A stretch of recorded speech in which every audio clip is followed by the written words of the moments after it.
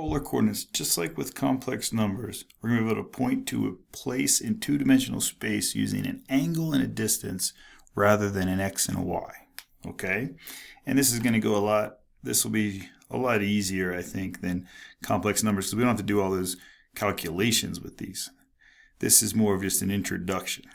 Okay? So, air traffic control, this is really common.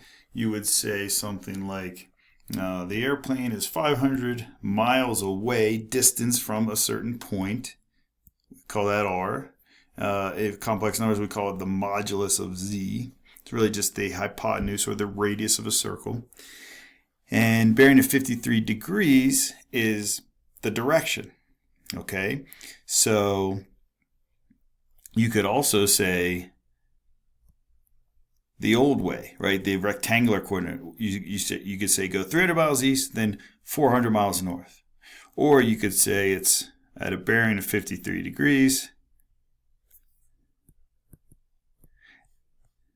distance 500 miles from a certain point. All right, and that is a polar coordinate. I can point to this particular place in space, two-dimensional space, by giving an angle and a distance from a particular point. For us, it'll be the origin. All right, so here's the good news. We just did this with complex numbers. So we can plot these. In this section, we introduce polar coordinates which are labeled r comma theta instead of x comma y. So we just have a whole new system to label points in two dimensions. The polar grid is scaled as this unit circle with the positive x-axis now viewed as the polar axis and the origin as the pole. The first coordinate r is the radius of a circle. Now this is the radius of like this circle, right? Because it's 2 units from the origin, but it's also the hypotenuse of a rectangle. Make that connection. Or hypotenuse of a triangle, right? The distance from here to here, both the radius of the circle I just drew and the hypotenuse of that triangle. The angle theta measured in radians indicates the direction of r. We move counterclockwise just like we did when we build an angle. Even though we must measure theta first and then r, the polar point is written with the r coordinate first. That's just the standard way to write it, r comma theta. So let's plot some points. 2 pi over 3, so I go 2 pi over 3. That's right here. Let's do this one. Plot the point 3, negative pi over 6. 3, 1, 2, 3, negative pi over 6. Should be right here. 2, 9 pi over 4. Let's see. 1, 2, 9 pi over 4. So that's one rotation is 8 pi over 4, which is 2 pi. And then another pi over 4 right here. That would be this one. Okay, one little trick we have to worry about. R is typically defined as positive, but we can add to our definition for polar coordinates r by allowing it to be negative. Let me show you how to do this. If I want to plot negative 2 pi over 6, this is going to indicate a direction change pi radians. Okay, so I would plot first 2 comma pi over 6 and then switch the direction. So let me show you. 1, 2 pi over 6. That's 2 pi over 6. So negative 2 pi over 6. That's a little weird. I flip it around. So right here. So negative 2 pi over 6 then is I plot 2 pi over 6 and then I just flip it through the pole. Which of course would be the same as what? Tell me what that's the same polar coordinates as. Well, that would be 2 comma 7 pi over 6 gets you there as well. Okay, most of the time we'll be dealing with positive r values, but that's how you deal with negative ones. Okay, the conversion. This will be easy for you. If I want to convert from one to the other, I just say, well, let's take a look at this picture. If this is r and this is theta, you know some trigonometry that relates y to r and theta. All right, you might say, well, wait a minute. The sine of theta is equal to y over r. And if I wanted to solve that for y, so I have a nice formula, I would multiply both sides by r. And I have a formula to convert from rectangular to polar and vice versa. And of course, x, you would use the cosine value. The cosine of theta is x over r. And then you could solve that for x. And you have our first two formulas here. Pretty straightforward. What's coming next? Well, let's practice. Okay. Write the polar coordinates as rectangular coordinates. So if I want to go right to my formulas, I always like to draw a picture, but we can just go right to the formula here. I'll draw a picture as well. X equals r cosine theta, which in this case is 3 cosine pi over 2. We all know the cosine of pi over 2 is 0, so that's 0.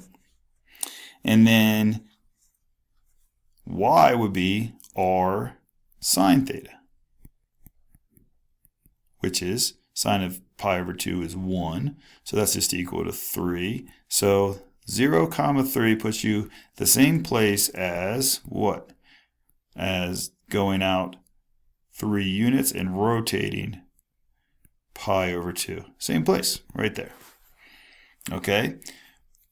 Polar coordinates are -2, 0. Well, that's a little confusing. -2, 0 is a polar coordinate. So how do you want to deal with that? If I told you to graph that thing, I don't like that negative there. So if I told you to graph that, you would say 2, 0, which is right there. And then you'd go and you'd flip it around and you'd be here. So it's really the same thing as 2, pi. Right? So we could check to see if they both work. This is where I should be. Right? So I mean, by the graph, that should just be -2, 0, which I know that's a little confusing because in this case, you don't have a nice looking angle like that. It's just 0. So this looks like a rectangular coordinate, but it's saying it's polar. So you should be back here. So if you did it the formulation way, you would say x equals r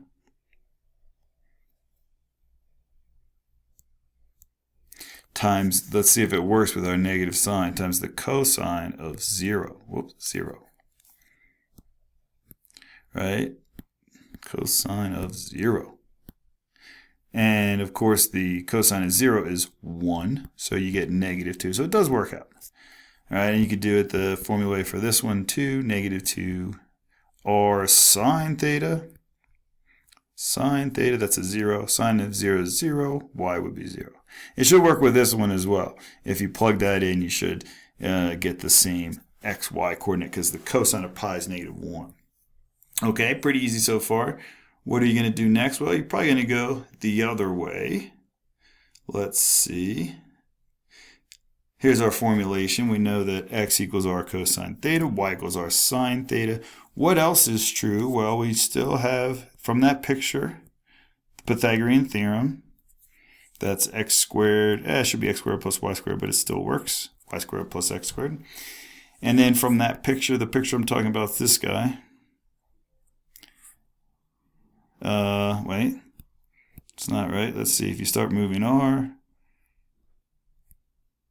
and here's r. Oh, yeah, that's right. That's r. You drop down, and you get either one of these pictures. This is r.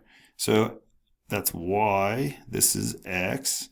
X squared plus y squared equals r squared. If that's theta, then the tangent of theta is y over x. So that might help us as well if we have to find the angle. Okay, and that's where this formula, four formulas here that we already know. They're just written in a slightly different context, I guess. So let's see, how can we get this one? Can you use your formulas or can we just figure it out? Either way, I like to draw a picture. 3, 3. X3, Y3. Now I should know that that angle is 45 degrees and this is 3 root 2, right? Because that's a 45, 45, 90 triangle. So I can tell you that 3, 3 point in space is the same thing as going out 3 root 2 and go 45 degrees based on my trig knowledge. How about this one? I like the picture method. We could use the formulas, but I like this way.